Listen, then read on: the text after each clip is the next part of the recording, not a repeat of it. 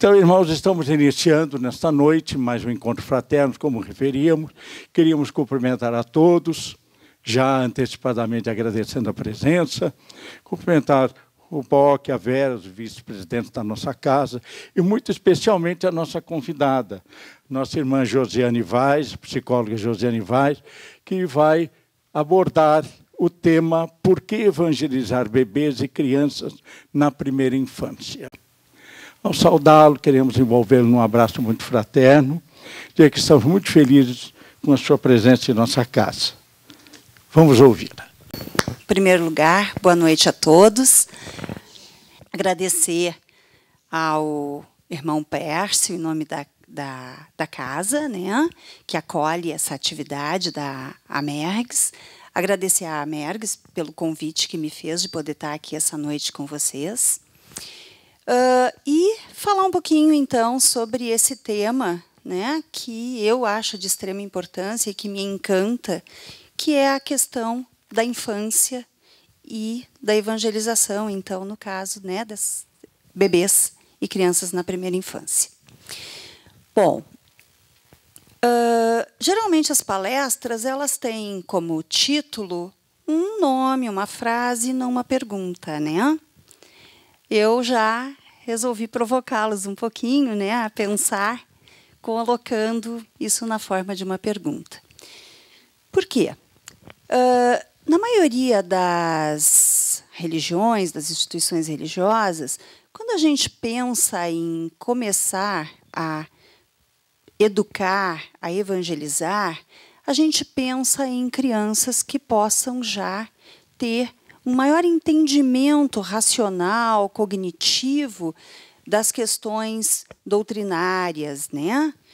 E, por muito tempo, mesmo nas nossas casas espíritas, os ciclos de evangelização eles se davam a partir dos 3 anos, dos 6 anos de idade, ainda em algumas casas, né? E agora a gente vem aos pouquinhos pensando nessa possibilidade da evangelização já dos bebês. Eu sei que a casa aqui já conta a partir desse ano.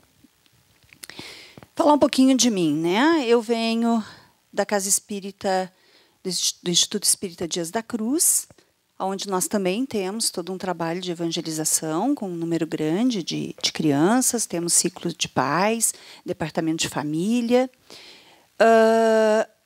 onde se tem uma creche dentro da área social, né, uma escola de educação infantil, melhor dizendo, onde as crianças já indiretamente vão recebendo os conceitos, né, evangelizadores ao longo do seu desenvolvimento pedagógico também, paralela ao projeto de evangelização espírita propriamente.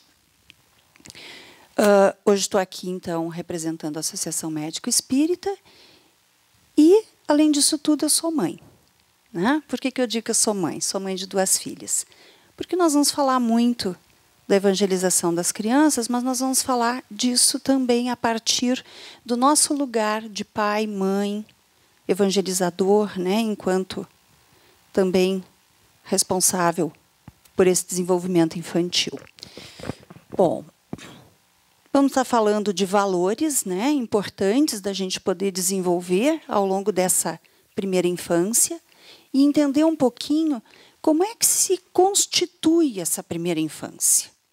E por que ela é tão importante, tão rica para nós enquanto oportunidade de evangelização. Relembrando, então, assim, o que é evangelizar, né? Evangelização ou evangelismo é um termo que está ligado diretamente à pregação do evangelho cristão. Então, todas as religiões baseadas no cristianismo, né, na mensagem de salvação de Jesus de Nazaré, vão ter algum tipo de projeto de evangelização. Escolinha dominical, primeira comunhão, Eucaristia, algum tipo de projeto de evangelização. Onde a ideia, então, né, é que para as crianças e adolescentes, e a gente tem dentro da evangelização espírita isso, se possa transmitir não só o conhecimento de alguns princípios da doutrina, mas principalmente dessa moral evangélica pregada por Jesus, dos valores morais que a gente precisa, né, para poder estar desenvolvendo o nosso aperfeiçoamento espiritual, a nossa reforma íntima. Valores esses, né, que foram apontados então pelos espíritos superiores que trabalharam na codificação como um modelo de aperfeiçoamento, de aprimoramento que serviria para toda a humanidade. Bom, por quê? Né? Por que a gente tem que evangelizar? E por que ao longo das leituras do Evangelho, de todas as obras básicas da codificação, vira e mexe esse assunto é trazido à baila e ressaltada a seriedade do nosso compromisso espiritual em evangelizar, em cuidar, não dito dessa forma, mas em cuidar desses espíritos reencarnantes. Então, em diversos lugares, tanto do Livro dos Espíritos como do Evangelho, Allan Kardec fala da responsabilidade dos pais por essa educação dos filhos. E aí a gente está falando da família, né? Dos pais, antes de chegar no projeto de evangelização da instituição religiosa que essa família possa participar. Na questão 208 do Livro dos Espíritos, né, diz que o espírito dos pais, não é da criança, o espírito dos pais, tem a missão de desenvolver o dos filhos pela educação. E que é para o espírito de cada pai uma tarefa. Se nele falhar, será culpado. E é pesado isso, né? A gente lê lá no Livro dos Espíritos que é culpado se não fizer isso. Na questão 582, a gente também vê que esse dever implica mais do que o homem pensa. Por isso que é pesado, né? Porque isso é uma responsabilidade que a gente assume com o futuro.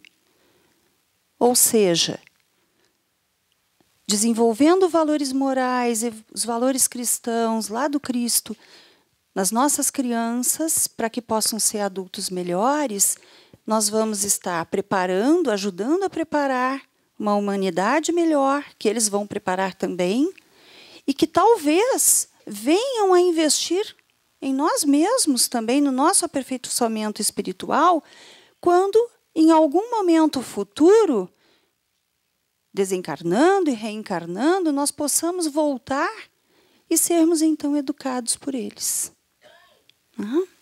Então, por isso essa tamanha responsabilidade.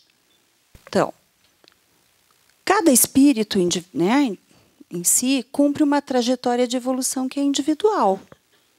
Só ele pode fazer, a princípio, por ele, né, essa trajetória, para se melhorar intelectual e moralmente, através de cada encarnação. Mas, né, para que ele tenha meios de realizar esse progresso, vai necessitar desse cuidado e orientação, então, que vem inicialmente dos pais. E até porque, via de regra, é a família que acaba levando para algum projeto maior de evangelização depois, né? Bom, mas calma, né? Não é tão complicado assim, a gente não está sozinho, felizmente, nisso. Né? Eu costumo dizer que é preciso toda uma aldeia para educar uma criança. A gente não educa sozinho, né? Tem que ter uma aldeia inteira. Então, isso alivia também um pouco o peso dos ombros da gente, bastante, né? É um desafio complexo, né? Mas a gente conta aqui na Terra com uma família ampliada, então, avós, tios, outros parentes que nos ajudam nesse processo. Né? A gente conta com os professores, os evangelistas, com especialistas de muitas áreas que nos ajudam quando a gente percebe que a criança está com alguma dificuldade de desenvolvimento ou para nos dar orientações, né? Palestras, sugestões e com muita informação. Felizmente, hoje a gente tem a possibilidade de contar com muita informação que vem dos especialistas em livros, em revistas, na internet. Né? Quando a gente tem dificuldades, a gente tem dúvida, a gente corre lá, bota no tal do Google, né? e sempre tem alguma resposta que ajuda do como lidar com as situações. Além da indispensável inspiração que os nossos amigos espirituais e anjos da guarda nos oferecem, né? Então, não estamos sozinhos nessa tarefa. Embora seja grande a responsabilidade, tem muita porta para a gente bater.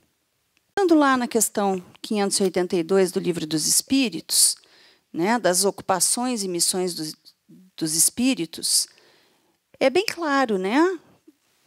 Pode-se considerar como missão a paternidade, e aqui se entenda, né, paternidade e maternidade, e os espíritos respondem que, sem contestação possível, é uma verdadeira missão. E que também é um grande dever, né, por aquelas questões que eu já levantei, né, em relação ao futuro, né, que Deus coloca esse filho sob a nossa tutela, a fim de que a gente possa ir orientando pelo caminho do bem, né, e num momento em que o espírito do reencarnante está com uma organização mais frágil, delicada, né, e que torna possível que a gente imprima sobre ele conhecimentos, informações, impressões, como a gente vai ver depois, né, que vão ajudar. Muitas vezes, na infância, assim, dos filhos, daqueles que nos são confiados a cuidar, a gente está muito preocupado com outras coisas, como diz ali na resposta dos espíritos, né, preocupado em podar as árvores do jardim para que elas deem bons frutos, né? A gente está preocupado com ascensão profissional, com ganhar a vida, com melhorar a vida, comprar um carro novo. A gente está preocupado em deixar a casa limpinha, arrumadinha, a roupa toda passadinha, engomadinha. E os filhos estão ali crescendo. E sabe lá que impressões captando, né, e trazendo para esse espírito. Então, né, lá no Livro dos Espíritos, os nossos benfeitores já nos alertavam. Atentem-se, né, ao que é importante, para evitar ter que suportar depois desgostos resultantes das dificuldades espirituais que os filhos possam apresentar, né, e participar dos sofrimentos dos filhos nessa vida futura, por não ter feito aquilo que estava ao alcance da gente, a gente não fez, não cumpriu a tarefa, não fez o dever de casa. Bom, o que é a vida na Terra, né? Então, vamos ter um filho. Alguém vai reencarnar. O que é a vida na Terra? É um projeto educacional, sem sombra de dúvidas, né? Onde a lei divina oportuniza para esse espírito nosso, dos filhos, né, renascer junto a seres com condições de ajudar a realizar o seu aprimoramento. Aí vocês vão me dizer assim, tá, mas Josiane, às vezes nasce lá numa família toda atrapalhada, né, pessoas desorganizadas, olha aí o pessoal que anda pela rua e tem nenê, né, sei lá, usuários de crack, né, como que tu me diz, então, que lá, né, nasce numa família com seres em condições de ajudar a realizar o seu aprimoramento? Bom, vai nascer dentro de um grupo, numa situação, num contexto necessário às suas condições espirituais. Então, talvez, ao reencarnar, eu precise estar sujeita a situações adversas, a situações difíceis no meu meio, eu preciso estar sujeita a uma falta de um cuidado comigo maior, amor, interesse, para que eu consiga desenvolver no meu espírito algumas dificuldades, tendências, que se eu tivesse um ambiente todo arrumadinho, todo bacana, uma família bacana, não sei se eu ia conseguir superar aquilo ali. Né? Então, a gente vem dentro do que é necessário. A gente recebe para isso as ferramentas que a gente recebe, né? Para entrar na Terra, entrar nesse projeto educacional. A gente recebe um corpo físico, apropriado para as experiências necessárias que a gente vai ter, né? E a gente recebe um grupo familiar com determinadas condições materiais e sociais necessárias também. E é com isso que a gente vem. E isso tem que servir de estímulo para a gente exercitar capacidades e sentimentos que a gente veio treinar. Que se tivesse tudo muito fácil e muito bom, a gente não ia conseguir treinar. Né? Então, algumas dificuldadezinhas tem que ter. Bom, e aí a gente tem que pensar, então, né? Quem é que a gente recebe como um filho? A tendência da gente, mesmo, né, sendo espíritas, é pensar sempre só naquele bebezinho tão bonitinho, tão mimoso, né, que dá vontade de afofar, beijar bastante, brincar, coisinha mais bonitinha. Né? Mas ele é só isso? Ou ele é também um espírito com múltiplas encarnações, múltiplas experiências prévias, né? Múltiplas situações de relacionamento comigo, com os outros entes da família, boas ou ruins, de afeto ou de desafeto? É tudo isso dentro desse corpinho fofinho. A gente esquece. E isso é uma ajuda que o plano espiritual dá para nós, pais, para nós, família também. Porque se nós encarássemos aquela criança pensando, né, ou enxergando tudo que aquele espírito traz, talvez a gente não quisesse, a gente desse para trás, muito obrigada, pode levar a troca para o outro. Né? Ou a gente ia querer fazer outras coisas piores até.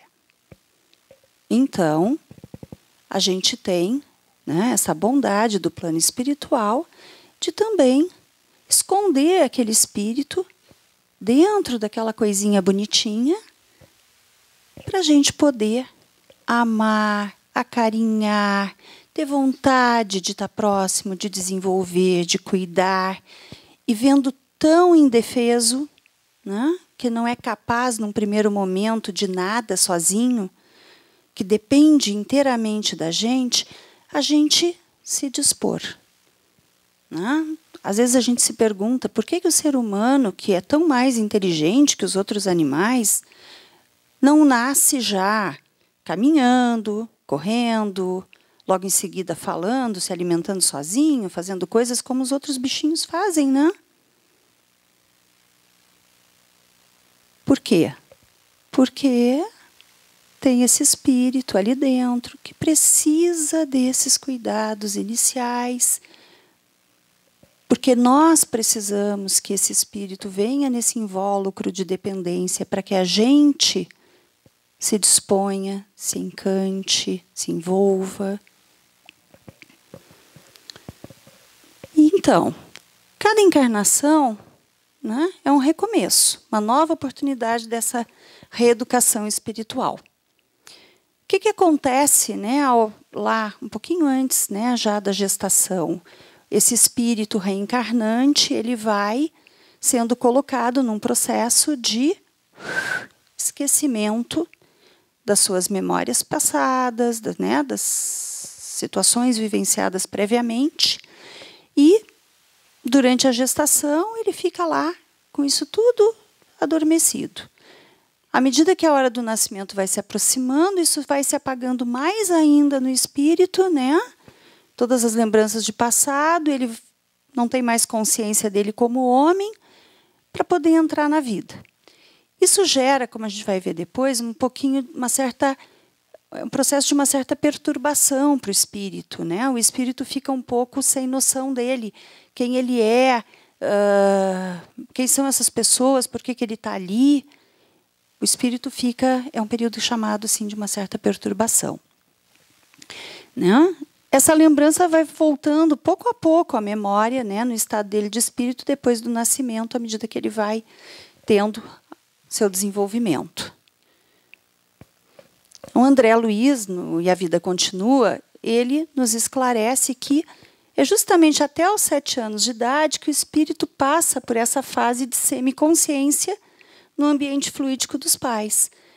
Ou seja, bebês de primeira infância. Né?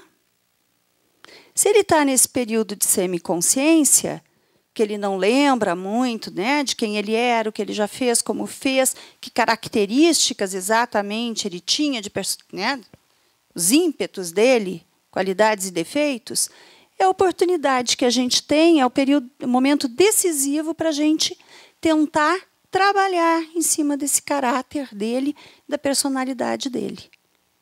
Para que isso depois, quando todas as tendências dele vierem à tona, ele já possa ter muitas delas atenuadas pelos valores que a gente vai passando. Ao longo desse processo, desses 7 anos, um colaborador espiritual, né, um mentor, é designado para acompanhar essa reencarnação. E, então, ali, quando isso se consolida, com mais ou menos 7 anos, né, esse colaborador acompanhante do processo reencarnatório se afasta um pouquinho, fica só o mentor acompanhando. Nesses primeiros 7 anos, a gente pode dizer que é quase como se o espírito ele estivesse ligado ao corpo, mas ele não está ainda completamente encaixado a esse corpo, né? Às vezes a gente escuta até o termo, não está bem acoplado. As crianças, às vezes, têm algumas percepções extrasensoriais, mais mediúnicas, porque o espírito não está ainda bem acoplado ao corpo. A gente escuta isso, às vezes, né, em outras palestras. O que isso quer dizer? O espírito ele está ali, mas ele não encaixou de todo ainda com esse corpo físico. Né? Quando se fecha esse período, que é mais ou menos em torno dos 7 anos de idade, o espírito se instala de todo nesse corpo e diz, agora eu vou com tudo, agora sou eu. Tá? Por isso que a gente tem que atenuar isso antes. Na questão 380 do Livro dos Espíritos, né, a gente vê que essa fase, aquela que eu falei antes de perturbação, ela vai cessando, ela vai diminuindo, né, depois do nascimento, à medida que os órgãos vão entrando em atividade, principalmente o cérebro, que vai dando consciência. Né? Então, o Livro dos Espíritos nos reforça por que passar pela infância, por que o espírito tem que vir pequenininho, por que a gente não pode já encarnar grande, por que a gente não pode encarnar com todas as nossas capacidades, por que a gente não pode encarnar lembrando de tudo das vidas prévias, né? Primeiro, porque então nesse período que ele está adormecidinho, que vai ser mais acessível, né, para as impressões que ele precisa receber para o seu adiantamento. E porque depois disso, né, se ele não receber isso, se ele não for adormecido para receber isso, depois ele vai retornar, como diz na questão 385, com todas as suas tendências mais intensas, e se ele viesse assim inicialmente, a gente teria mais dificuldade de acolher, amar, etc., como eu falei antes. Bom, quem é a criança, então? Né? Esse espírito multimilenar, com múltiplas encarnações, com tendências que a gente nem sempre conhece. Né? É um espírito encarnado, dotado de habilidades desenvolvidas ao longo dessas múltiplas existências, bem como de necessidades em fase de aperfeiçoamento. Né? Não são defeitos, são necessidades que ainda precisam ser aperfeiçoadas, além das habilidades que a gente já tem. Né? De novo, aquela ideia de que, então, se mostrasse sem uma certa inconsciência a criança, né? Se ela viesse sabendo o que ela faz e por que está fazendo, a gente também seria muito rude com a criança. Né? A gente castigaria, a gente não toleraria, como a gente faz, às vezes, com os adultos, com os os companheiros, com amigos, com colegas, que têm determinadas atitudes, a gente não gosta, a gente diz, não quero mais nada contigo, não convivo mais contigo. Então, a criança vem com esse tom assim de, ai, coitadinha, ela não sabe o que faz, ela é pequenininha, para que a gente possa suportar, continuar com ela. Bom, então, quando a gente fala da criança e fala de desenvolvimento e aperfeiçoamento moral, a gente tem que fazer algumas diferenciações entre o que a gente entende como crescimento e desenvolvimento, né? A gente falou até aos 7 anos, mais ou menos, então a criança, né, está crescendo. Vamos diferenciar isso. Crescimento, propriamente, chegar aos 7 anos, não quer dizer muita coisa só, por si, né? Porque isso é a idade cronológica. O aumento do corpo físico, seja em altura, seja em peso, né? A idade, isso não diz muito para a gente de como é que essa criança é, como é que ela está funcionando. A gente tem que pensar em desenvolvimento, né? O desenvolvimento ele inclui o próprio crescimento, o estágio de maturação, o que já se desenvolveu ou não se desenvolveu nessa criança. Essa criança pode ter 7 anos, mas não caminhar. Pode ter 7 anos, mas não falar. Né? Então, a gente tem que pensar como é que está a maturação dela, a capacidade dela de aprendizagem e o funcionamento psíquico e social dela, como é que está se dando. Né? E é disso que a gente vai falar um pouquinho agora. Quando a gente fala desse desenvolvimento humano, é claro que a gente está falando de alguma coisa que é muito complexa, que envolve muitos fatores. E não fatores isolados, são fatores interrelacionados, que interferem um no desenvolvimento do outro, né? Que tem que acontecer mais ou menos de forma simultânea e parelha para que o indivíduo possa ter um desenvolvimento integral. E isso somos nós, como pais, como cuidadores, que temos que dar conta. Né? A gente fala mais pais, pai, mãe, mas assim, vamos entender cuidadores, né?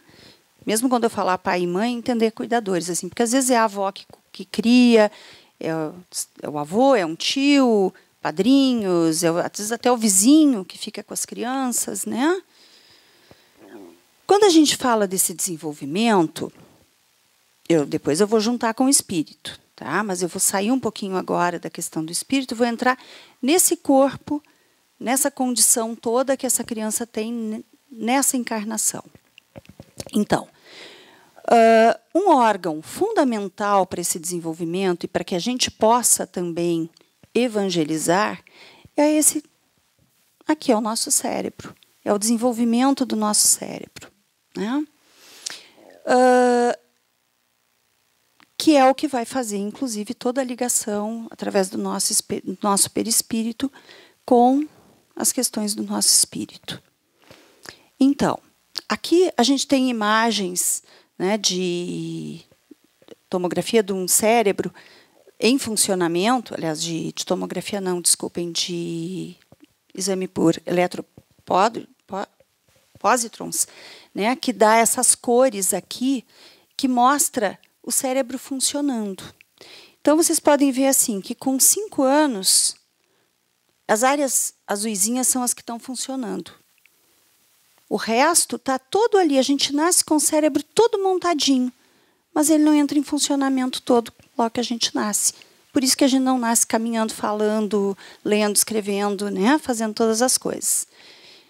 À medida que a gente vai se desenvolvendo, crescendo em idade, podendo ter condições de se desenvolver, a gente vai colocando mais áreas em funcionamento. E ele chega a isso lá pelos 20 e poucos anos. Então, a arquitetura e a formação das habilidades que o cérebro oferece, elas são fortemente influenciadas pelos circuitos neurais que se formam. Né? Então, quando começa a funcionar, parece assim, imagina uma rede elétrica toda emaçarocada, né? Mas com a corrente passando, fazendo dar luz em tudo. A princípio, né? Às vezes dá curto-circuito, mas a gente espera que dê luz em tudo. Bom, então vão se formando ali as correntes por onde vão passando, né, as sinapses dos neurônios e fazendo as áreas começarem a funcionar. Que se desenvolvem a partir de interações dinâmicas entre genes, então a carga genética que a gente traz para constituir esse cérebro, o ambiente que a gente tem e as experiências. Vou dar um exemplo disso. Um bebê que tem lá seus 3, 4, 5 meses, né? Teria que começar a... Tem todo o equipamento físico formado direitinho, não tem nenhuma sequela, nenhuma doença, mas eu deixo ele só deitadinho. E ele já teria que estar começando a sentar, para daqui a uns meses a ficar sentadinho sozinho. Mas eu, né, ambiente, deixo ele só deitadinho, experiência, só fica deitado. O que vai acontecer? Ele vai sentar sozinho? Não, né? Ele vai continuar com 5, 6, 7 meses, ainda molinho, bambinho, né? Então, para que o cérebro comece a formar as conexões que vão levar essa criança a estabelecer esse controle de tronco, o ambiente tem que atuar sobre isso. A gente ensina o cérebro da gente a entrar em funcionamento. Pessoas que sofrem traumatismo craniano e que perdem funções, perdem fala, perdem até mesmo a capacidade de se movimentar, né? Não tendo lesão na coluna, que não passe o estímulo, se for só a nível cerebral, a gente pode ensinar outras áreas do cérebro, outros neurônios, a desenvolverem essa função, da mesma maneira que a gente aprendeu lá quando a gente tinha 1, 2 aninhos. É sensacional, né? Isso pela interação ambiental. Bom, isso segue regras hierárquicas de baixo para cima, ou seja, daqui de trás, né, da base do cérebro, para frente, para cima. A última área que entra em funcionamento, que é essa bem da frente aqui, vocês sabem do que ela é responsável? Julgamento moral, senso crítico, noção de certo e errado. Aí é que a coisa instala para funcionar mesmo. E é lá adiante, né? Então, a gente tem que trabalhar durante a infância, correr, botar valores para dentro, para quando isso começar a funcionar, está tudo integrado e integrar com o que vem do espírito. E muito disso, né, vai se integrando e se modelando, né, a partir de experiências emocionais que a criança vai tendo. Quanto mais experiências emocionais afetivas, intensas, favoráveis a criança tem, né, mais o cérebro ele fica com características plásticas, como a gente chama, que são mais receptivas a estabelecer essas conexões. Até por isso que o afeto para a criança durante a primeira infância é tão importante para esse espírito, né? Então, essas crianças confiadas para nós na Terra, né, para os nossos cuidados, elas são portadoras de uma aparelhagem neurocerebral completamente nova, né, em estrutura orgânica, e que funcionam muito como uma câmera fotográfica que está ali pronta para colher informações do meio o tempo todo. É como se elas estivessem clicando, filmando tudo, percebendo tudo, né, botando para dentro. Ou seja, né, as crianças imitam o que elas veem fora. Então, isto significa que desde que o bebezinho nasce lá, nós já estamos evangelizando com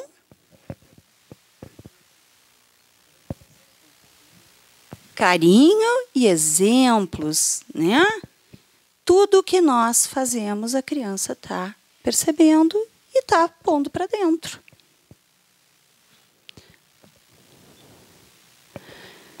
Vamos falar um pouquinho, então, da construção dessa personalidade. Ou seja, a criança, né, o espírito reencarnante, tem determinadas características morais de evolução dele. que estão ali paradinhas. Ele ganha um corpo físico novo para esta encarnação. E nessa conexão entre o espírito e este corpo, e as ações, e como ele vai funcionar, ele vai moldar nesta encarnação uma personalidade que vai usar características daquele espírito e o que ele vai receber nessa encarnação. Então, essa coisa que a gente chama de mente, de psique, de aparelho psicológico, né?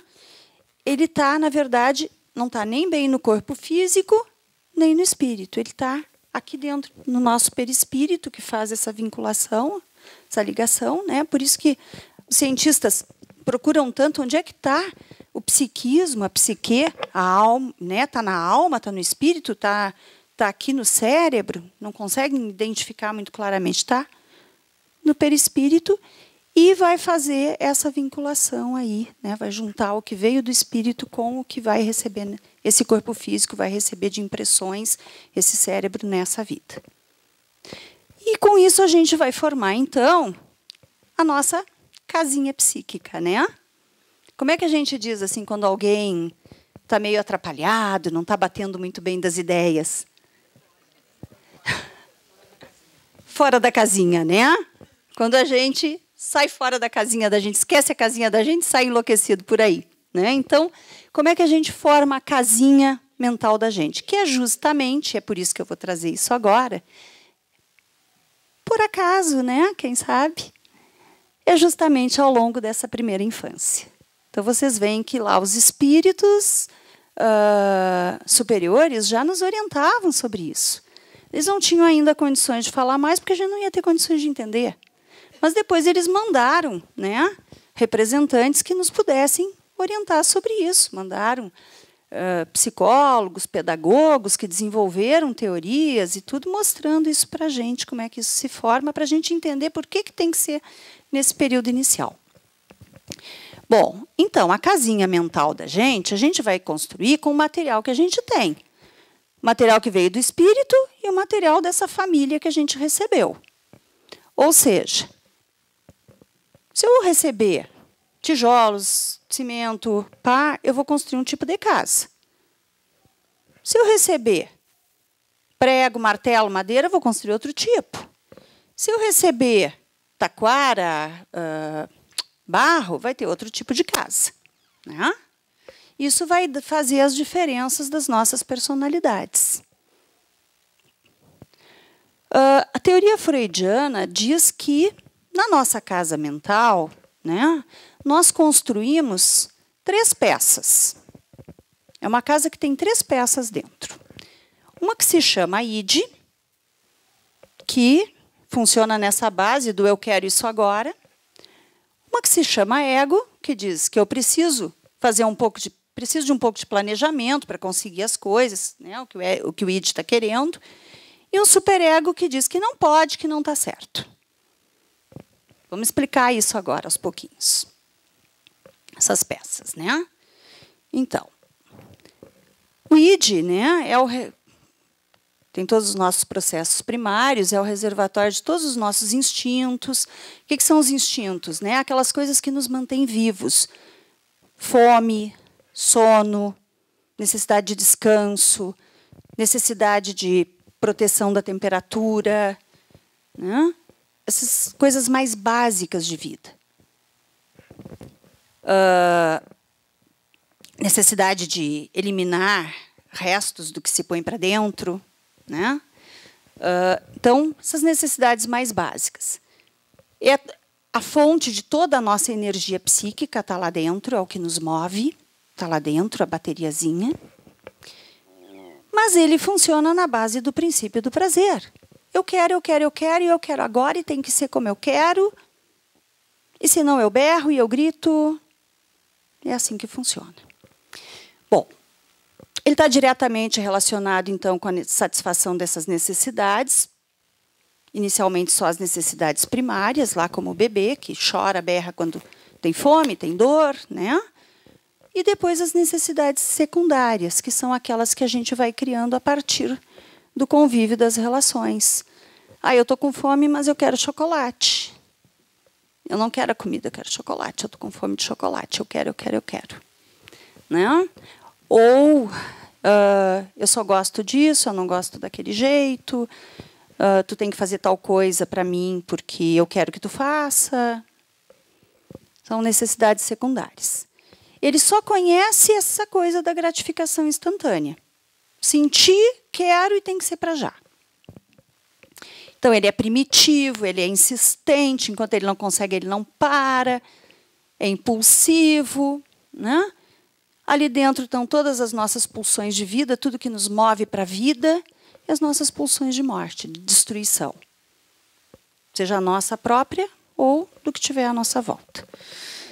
E ele é totalmente inconsciente. Tudo que está lá dentro é inconsciente. São aquelas coisas que a gente faz e depois não sabe por que fez. E às vezes a gente até diz assim, só se for muito inconsciente. Sim, é inconsciente. A gente não sabe por que a gente faz. Bom, então nesse primeiro ano de vida, o nenê nasce, né? E está lá montando o alicerce da casa, que é aquela coisa importantíssima, né? Que dá base, que dá sustentação para a casa, que depois vem toda a fundação para cima, a gente não vê o que está ali embaixo, né? Toda a construção, melhor dizendo, para cima, a gente não vê o que está na fundação, mas que ele é fundamental porque ele dá base, dá sustentação para a casa. Esse é o nosso primeiro ano de vida, reencarnados. A cada reencarnação a gente passa por isso e a ideia é que a gente faça um alicerce melhor, que a gente traga um terreninho melhor. O que é o terreno? Vamos ver quem é que adivinha. Difícil?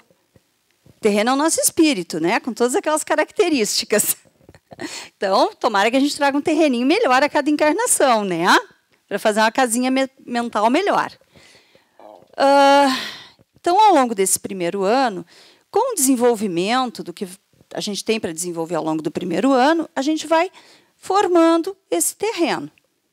Que, num primeiro momento, não aparece ali a divisão das peças, das tais 3 peças, id, ego e superego. Aí o id toma conta. Oba, a casa é toda minha. Está faceiro lá. Que é o nenê nos primeiros meses, né? Sentiu fome, berra. Sentiu dor, chora. Sentiu incômodo, que quer dormir, incomoda. É o que ele quer. E a gente tem que correr para atender. Bom, mas com o desenvolvimento sensório-motor, ele vai começando a olhar, a pegar, a andar, ele vai começando a perceber como é que as coisas fora dele funcionam. Ele vai tendo aquelas áreas neurológicas, cerebrais se desenvolvendo, então ele já começa a desenvolver a capacidade de prestar atenção, ele começa a desenvolver memória, então ele já se dá conta que ele não precisa chorar tanto porque ele está com fome, porque não é tanta fome. E logo em seguida a mãe traz uma coisinha e alimenta. Ele lembra pela memória que quando ele escuta tal barulhinho é a mãe já preparando lá a comidinha para ele. Então, ele já vai conseguindo mediar melhor essas tendências tão impulsivas, tão intensas, né, que ele tem no primeiro ano. E esse ano, por isso que eu chamo de alicerce, é a base, é o começo da autoestima para que esse espírito que está reencarnando acredite que ele possa vir a ser, que ele tenha condições de se superar. Por isso é tão importante. Né? Isso, atividade cognitiva e afetiva se misturam. O cimento disso tudo é o afeto. É esse carinho, é esse cuidado que os cuidadores vão ter. Né? Tanto que o bebê ele pode não ter a noção do que a gente está dizendo para ele, com as palavras que a gente escolhe numa frase, mas dependendo do tom, ele nota se é uma coisa agradável ou não e reage a isso. Né? Bom, então aqui, por enquanto, a casinha está tomada pelo id, só tem uma peça. Né? Deixa eu voltar. Mas a gente vai, por essas intermediações aí neurológicas que vão se estabelecendo essas funções, a gente vai começando a formar a segunda peça, que é o ego e que vai ter que ser o nosso salão principal. Né? Onde a gente começa, então, a ter uma certa consciência de si próprio. Né? Então, tu chama o bebê pelo nome, ele já sabe que é ele. Opa, já tenho uma pequena consciência de mim. Né? Tu diz que ele é bonito, ele ri, ele sabe que aquilo é para ele, ele gosta. Né? E começa aí o id. Claro que isso aqui não é só no primeiro ano, né? Isso vai indo ao longo dessa infância, o ego se estabelecendo, né? Onde tem, pela razão, que o cérebro é uma função do cérebro, a razão, vai fazendo uma interface entre o mundo interno, lá, aquelas coisas do id, e a realidade que está fora. Né? Posso, não posso. Com essa utilização dos recursos cerebrais. Decide quando e como é que os instintos podem ou não ser satisfeitos, se tem que ser adiados, redirecionados. E aí a gente tem aqui, em vez do princípio do prazer, um princípio mais de realidade. Então, a criança começa a aceitar o que vem do adulto, dizendo se ele pode, se ele não pode, né? Fazendo essa intermediação.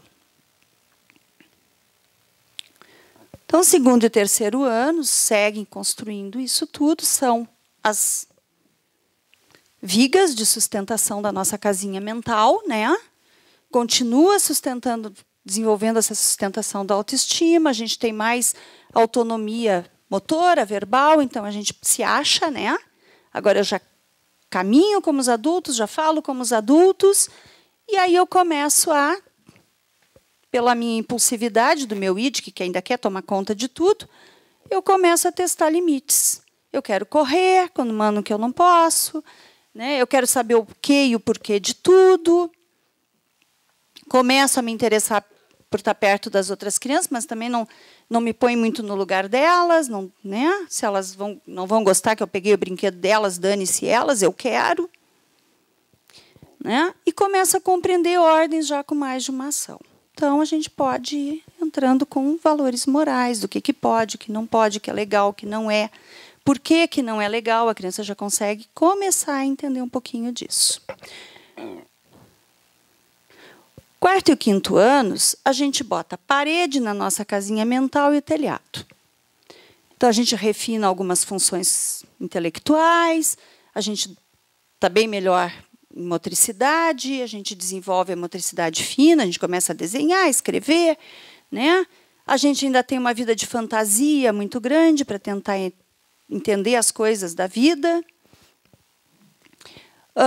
Já começa a se relacionar melhor, mas a gente ainda oscila entre independência, deixa que eu faço, e querer colinho. Né? E a gente já começa a tentar compreender as coisas por tentativa e erro, mas visando entender a causa e o efeito. E aí a gente pode já trabalhar com a criança os valores morais do o que ela causa quando ela tem determinadas atitudes, né? Ou quando outros fazem tais coisas, causam tais sentimentos nela, então se ela fizer isso também, ela também vai fazer. Né? Se tu bater quando o teu amiguinho te bateu, tu te magoou com ele. Então, se tu bater, tu também vai magoar. A criança começa a poder entender isso. Sexto e sétimo anos, a gente termina de fechar a casa. Porque depois, na adolescência, a gente só faz os acabamentos. A gente pinta, bota fechadura, azulejinho, só para embelezar. Mas a casa, a estrutura mesmo é nessa primeira infância, a nossa casinha mental. Né? Então, aqui a gente tem já um desenvolvimento social maior, então a gente vai para a escola, já começam a aparecer claramente características do espírito em termos de iniciativa e em termos de liderança. Aqueles espíritos mais controladores, mais possessivos, né, ou com mais habilidades para lidar com os grupos e aí ter uma liderança mais positiva. Diminui a fantasia interior, né? Começa a aceitar melhor as regras, a gente vê nas brincadeiras, isso de uma forma bem clara. E aí se estabelece a consolidação do tal do superego. Lá tudo que a família foi pondo para dentro ao longo desses anos todos, em termos de conceitos morais, tudo que a gente evangelizou, seja por falas, seja pelo exemplo, e o exemplo é fundamental, lembrem que o cérebro é aquela câmarazinha filmando tudo, né? Se estabelece e forma uma peça separada do ego. E aí a nossa casinha mental está montada lá com id, ego e superego. As 3 peças. Né? A maior é o ego. Deveria ser, pelo menos. Às vezes o id toma conta, às vezes o superego quer tomar conta, mas deveria ser o ego. Né? O superego ele tem algumas coisas que são inconscientes, que a gente não lembra de onde a gente tirou, mas a gente tem determinadas noções morais. Né? Algumas que vêm do próprio espírito, dessas encarnações anteriores, outras que estão mais conscientes, que a gente sabe que a gente aprendeu com pai e mãe determinados valores. Né? Vem dessas primeiras experiências que a gente teve e vai formando esse conjunto, então, de ordens e crenças, de certo e errado, de valor moral, que a gente vai estabelecendo dentro da gente. É como se fosse aquele grilo falante, né, que a gente tem dentro da gente, assim, Josiane, não faz, tu sabe que tu vai fazer bobagem, para, ou não, nem pensar, isso está errado. Tá? Que segura o nosso id.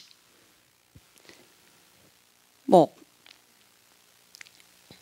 esses, né, estágios assim, de desenvolvimento moral, então a gente sabe que a criança até os 7 anos, né, seria um estágio pré-convencional, em que ela obedece, está tudo entrando ali, mas ela obedece para obter recompensa ou para evitar punição, porque não se estabeleceu isso ainda lá, né, não consolidou dentro dela. Mas a gente tem que ir colocando, mesmo que seja nesse nível, a gente tem que ir passando para a criança. E aí depois ela internaliza essas regras, né, tudo isso age, porque ela então entende que tem uma expectativa social de que isso que é certo, isso que é legal, ela faz, para só depois, na idade adulta, poder ter então uma definição dos próprios valores, princípios, o que ela eticamente tem como conjunto assim de valores morais dela. Né? E que às vezes a gente ainda dá uma reformada na vida adulta, né? E que a gente precisa, né? Quando a gente consegue mais cedo, melhor. Às vezes a gente vem tarde, né? E a gente vê muito isso na casa espírita, né? É muito comum às vezes as pessoas dizerem assim: "Ai, por que eu não vim antes, né? Por que eu não li antes?" Mas nunca é tarde. Então, esses cuidados emocionais que vão integrando esses comportamentos todos e atitudes vão assegurando o respeito pela criança como indivíduo, né, por esse espírito reencarnante, né, ela vai percebendo que ela é estimada, apreciada e vai tendo oportunidades para poder depois, então, gerir os próprios riscos dela e fazer as suas próprias escolhas. Porque chega uma hora que a gente tem que dizer para esse espírito reencarnante que, bom, agora ele vai começar a arcar com as consequências dos atos dele.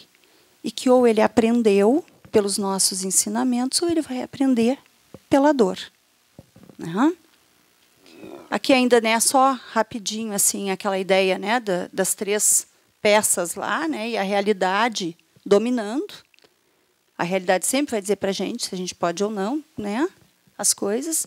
O id querendo, o superego dizendo se pode ou não, o ego decidindo se pode, de verdade. Bom, e aí a gente volta lá porque a codificação nos traz, a doutrina nos traz, né? Quando Emmanuel nos traz que até os 7 anos uma criança é passível de ser educada e que a gente tem a condição de observar tendências que ela tem negativas e ajudar a modificar. Valorizar o que ela tem de positivo e tentar intervir no que tem de negativo. Depois, só a duras penas, né? Aprender pela dor. Quando a gente identifica, né, que a criança segue, a gente pensa, muitas vezes a gente escuta até, né, das famílias assim, não, mas crescendo vai melhorar. E aquilo persiste, aquilo muitas vezes se intensifica. Bom, aí a gente tem que ter outras intervenções. Aí é aquela questão lá da aldeia, né? A gente não está dando conta sozinho, a gente vai ter que buscar ajudas. E quanto mais ajudas e diversificadas, melhor. Então, a gente vai buscar uma atividade espiritual, adequada para a faixa etária da criança, para que isso ajude ela a se remodelar. A gente vai buscar, às vezes, uma intervenção de um profissional, né, um psicólogo, um psiquiatra. Às vezes, a gente precisa de outros elementos da família nos ajudando, né? E a gente, às vezes, tem que também olhar para a gente.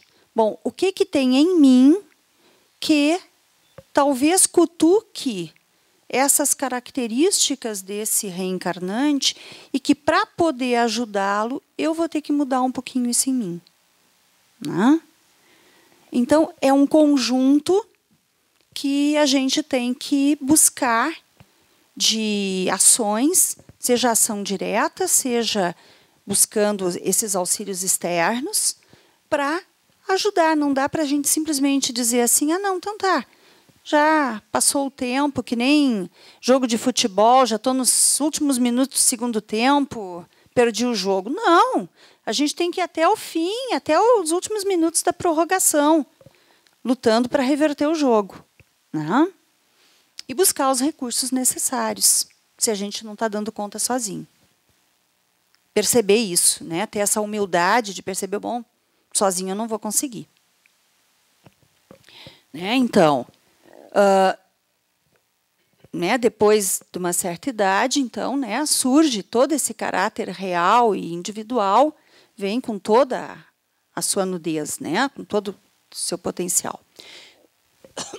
Conservam-se bons, né, se eram fundamentalmente bons ou se a gente conseguiu agir de alguma maneira. Mas sempre iriçados de matizes que a primeira infância mantinha oculta, né? E, às vezes, a gente já na primeira infância, como tu disseste, a gente já identifica algumas coisas que a gente tem que seguir trabalhando, às vezes, uma vida inteira. Às vezes é trabalho para uma vida inteira e não é o suficiente, mas a gente tem que ter a sensação de que a gente fez o possível da gente, né? O nosso melhor, o possível. Porque se a gente muda esse começo, a gente consegue mudar a história toda.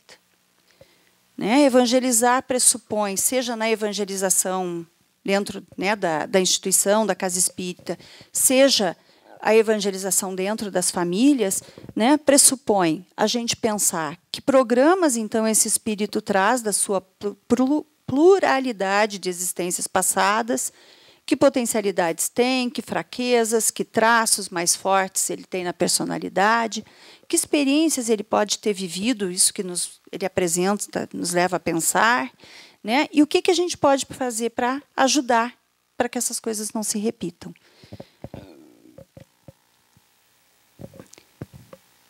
A evangelização, ela permite não só aprender a fazer desde cedo isso para o reencarnante, mas também nos dá a oportunidade de nós nos melhorarmos.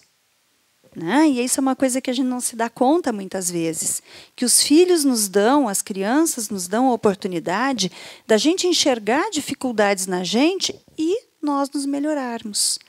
São aquelas coisas que a gente diz assim, pois é, eu dizia muito palavrão, mas agora eu vou ter que parar de dizer palavrão, porque o fulaninho já está começando a falar as coisas que eu falo, então vou ter que mudar meu vocabulário.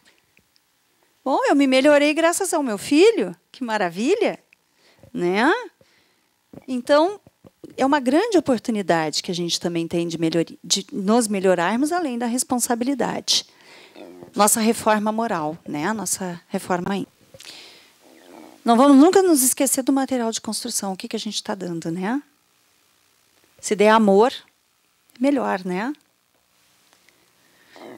Então, nossa função, poder esmerilhar estas, corrigir desafeições, ampliar os afetos, cultivar entendimentos, pacificar rancores, testemunhar dedicações e devotamentos. Né? Se a gente fizer isso, já está... Não é nem de bom tamanho, é de um tamanho enorme, né? Enorme. Né? Então, a nossa casa é a primeira escola que a gente frequenta, né? O lar. Né? É o melhor modelo de célula social e é o que a gente vai repetir. As relações que a gente tem ali é o que a gente vai repetir nos outros grupos sociais que a gente vai se envolver. Né? É um ponto de encontro cósmico, né, para que as almas ali dentro possam se desenvolver, né? A escolha das religiões, geralmente, ela é estabelecida um pouco antes de nascer, né?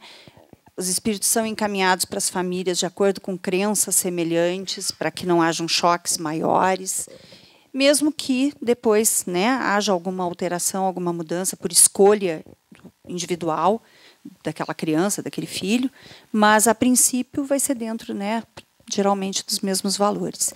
E a gente não esquecer que a gente tem, assim, alguns elementos aqui de muita ajuda, né? Um deles é o Evangelho no Lar, que quando a gente começa isso muito cedo e insere a criança, mesmo que ela não participe, mas ela está ali em roda, ela está brincando, mas ela está ouvindo, né? Deixar o Evangelho para que ela pegue, para que ela manuseie, quando ela começar a ler, poder ler, ou antes a gente lê um trechinho para ela. Né, a parceria com os evangelizadores e não aquela coisa de botei meu filho na evangelização, eu largo lá correndo e já largo na escada antes, assim, né, que é para que a tia lá da evangelização não queira me pegar, não queira me puxar para dentro. Não, eu tenho que ir, eu tenho que participar, eu tenho que saber o que está sendo trabalhado para eu reproduzir em casa, eu tenho que participar do ciclo de paz, né, buscar essas ajudas também para mim. E saber que, né, tá lá a perguntinha sempre ecoando nos ouvidinhos da gente. Para terminar, eu vou pedir a ajuda do Giovanni, que vai passar uma vinhetinha de um filmezinho para a gente.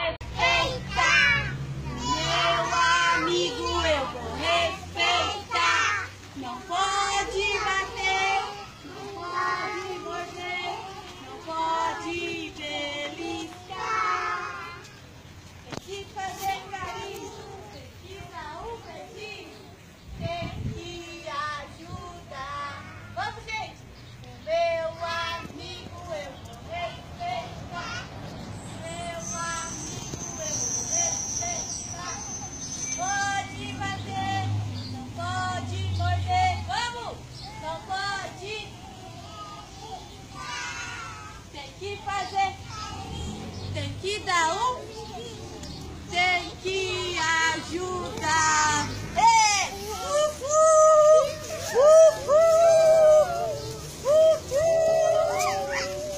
Eu confesso para vocês que quando eu vi isso a primeira vez, eu me emocionei muito e eu me peguei do meio para o finzinho, batendo os pés junto. Eu entrei para dentro do filme, né?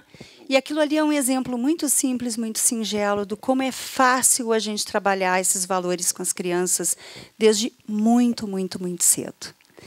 Quero agradecer muito a vocês que, nessa noite fria de sábado, vieram aqui compartilhar esse momento com a gente, né, em meu nome, em nome da Mergs, em nome da casa aqui de Chico Xavier. E espero que possa ter contribuído um pouquinho, né?